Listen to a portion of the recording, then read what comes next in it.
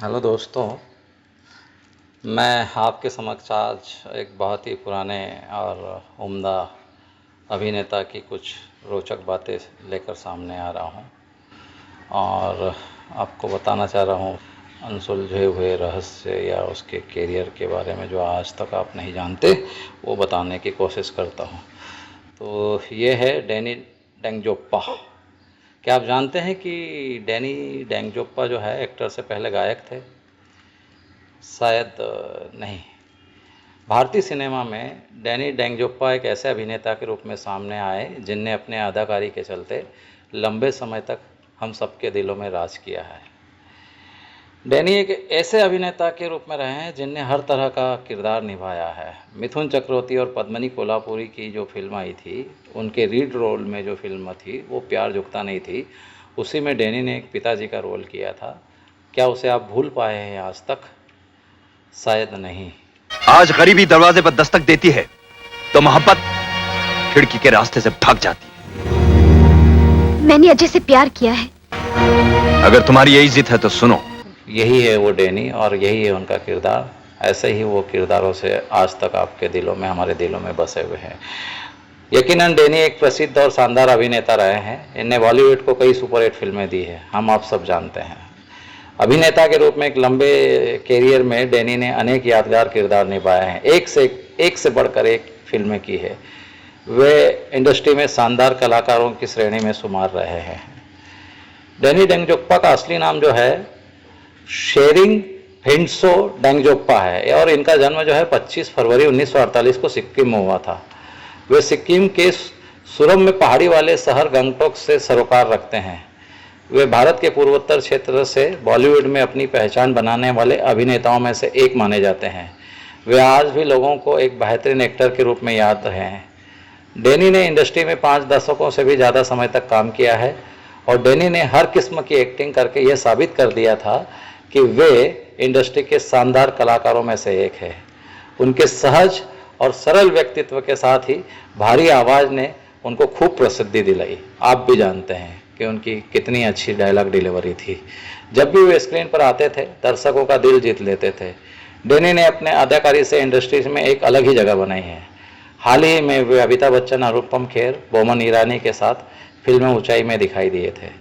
तो चलो आज मैं आपको उनके व्यक्तित्व के उन पहलुओं की तरफ ले चलता हूँ जो आपसे मतलब अनभिज्ञ है, जो जिनसे आप अनभिज्ञ है।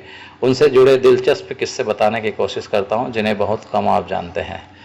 चोपड़ा साहब से मेरी मुलाकात बहुत पहले हुई थी, 1969-70 की बात है। चोपड़ा साहब उन दिनों बहुत सारी फिल्में बना चुके थे, बहुत पॉपुलर डायरेक्टर थे। तो मैं फिल्म इंस्टीट्यूट में स्टूडेंट था और फाइनल एग्जामिनेशन में चोपड़ा साहब एग्जामिनर के तौर पे आए वहाँ पे।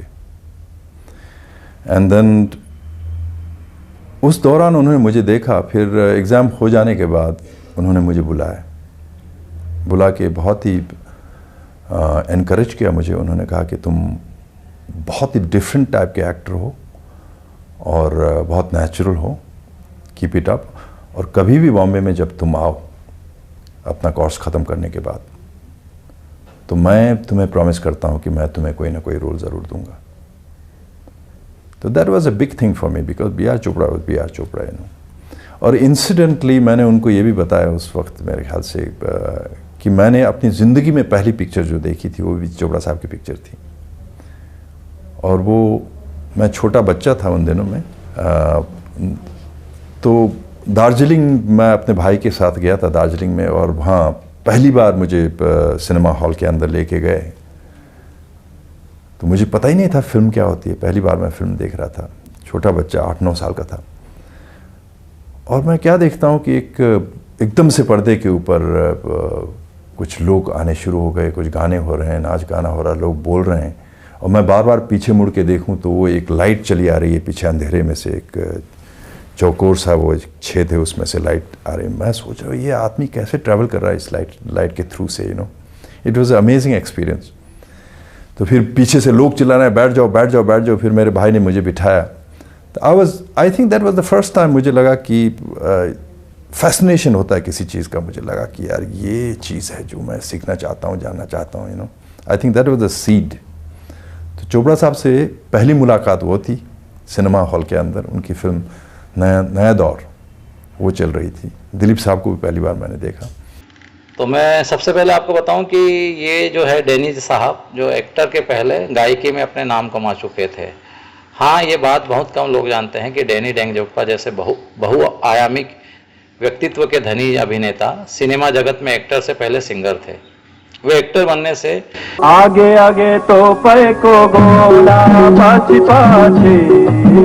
काफ़ी कम लोग ये जानते हैं कि फिल्मों में आने से पहले डैनी एक शानदार गायक के रूप में अपना कैरियर बना रहे थे।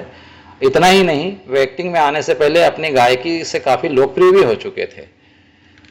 तो आप जानते हैं कि वो फिल्मों में कैसे डेब्यू कर पाए, है ना। गायक तो थे ही, गायकी में तो उन्होंने अपना एक हुनर या अपना एक स्थान कायम कर ही लिया था, पर वो फिल्मों में कैसे डेब्यू कर पाए थे।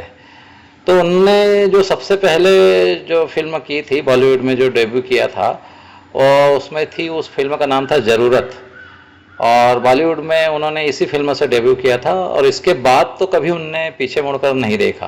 फिर एक के बाद एक कई सुपरहिट फिल्में डैनी देते गए और अपने एक्टिंग से दर्शकों को दीवाना बनाते चले गए। हिंदी फिल्म ही नहीं बल्कि वे नेपाली, तेलुगु और बंगाली सहित कई क्षेत्रीय फिल्मों में भी अपनी अदाकारी का जौहर सब दिखाते रहे और सबके दिलों में आज तक राज कर रहे हैं अपनी एक्टिंग के बिहाफ पे। एक एक्टर के रूप में उन्होंने कई किरदार निभाए, लेकिन उन्होंने सबसे ज़्यादा फिल्मों में विलेन का रोल किया है और इस नेगेटिव रोल में उन्होंने अपनी एक बेहतरीन एक्टिंग को दर्शकों तक पहुंचाया है और खूब खुद को सराहना भी पाई है। इसी मतलब रोल में उन्होंने खूब सराहना पाई है दर्शकों की। मैं आपको एक और बात बता दूं कि डैनी सिंगिंग और एक्टिंग के अलावा एक बहुत अच्छे चित्रकार भी हैं। आपको ये उनका एक अलग रूप नहीं मालूम होगा कि वो सिंगिंग के अलावा और एक अभी खास अच्छे अभिनेता होने के अलावा चित्रकार भी रहे हैं। भारतीय सिनेमा में उनको उनके जो अभिनय के योगदान के लिए कई पुरस्कार मिले हैं और अनेक सम्मानों से समय समय पर वे सम्मानित भी किए जा चुके हैं। वे भारत के चौथे सबसे बड़े नागरिक पुरस्कार यानी पद्मश्री से भी नवाजे जा चुके हैं। तो ये था डैनी का वो रूप जो शायद आप नहीं जानते थे। तो सिंगिंग और पेंटिंग, उनकी अदाकारी के अलावा ये उनकी दो खूबियाँ ये भी रही है। तो धन्यवाद। ये थे डैनी डेंगजोग्पा।